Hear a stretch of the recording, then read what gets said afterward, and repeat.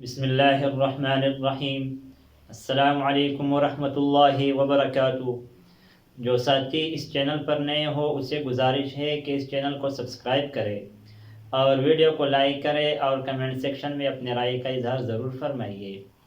آج سفر کے بارے میں دوسرا حوار پڑھیں گے جو المسافر الموظف کے درمیان ہے۔ المسافر کا معنی تو کل ہوا تھا، مسافر کو کہا جاتا ہے۔ الموظف اس کے مختلف معنوں کے لیے ہم استعمال کر سکتے ہیں۔ نوکر کو بھی کہا جاتا ہے، خادم کو بھی کہا جاتا ہے، گارڈ وغیرہ اس سب کو کہا جاتا ہے۔ المسافر کہتے ہیں السلام علیکم، الموظف وعلیکم السلام، اہلا وسہلا، خوش آمدید۔ ابھی مسافر سے بیگ گم ہو گیا، اس کے بارے میں الموظف خادم اور گارڈ سے پوچھتا ہے۔ المسافر فقدت حقیبتی، میں نے اپنا بیگ گم کیا ہے، مطلب ہے کہ میرا بیگ گم ہو گیا ہے۔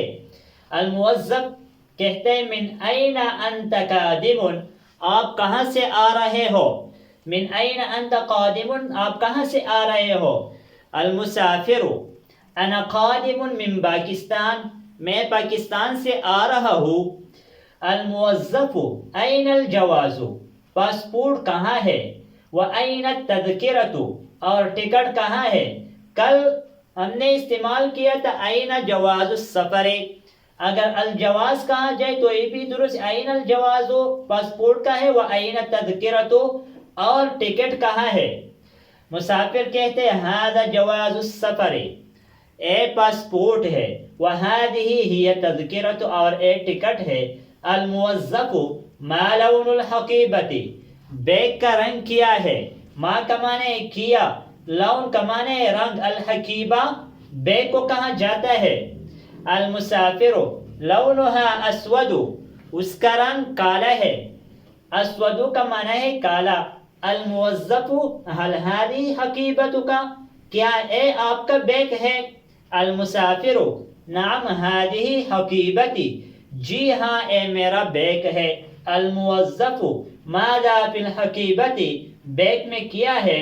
المسافر فی الحقیبۃ ملابس، بیگ میں کپڑے ہیں، ملابس کا معنی ہے کپڑے۔ الموظف افتح الحقیبۃ، بیگ کو کھولو، افتح کا معنی ہے کھولو، اوپن کرو، افتح الحقیبۃ، بیگ کو کھولو۔ المسافر نعم جی ہاں، هذه حقیبتی، اے میرا بیگ ہے۔ آج اس سبق پر اکتفا کریں گے، آئندہ ویڈیو میں ملیں گے۔ جزاکم اللہ خیرا، السلام علیکم ورحمۃ اللہ وبرکاتہ۔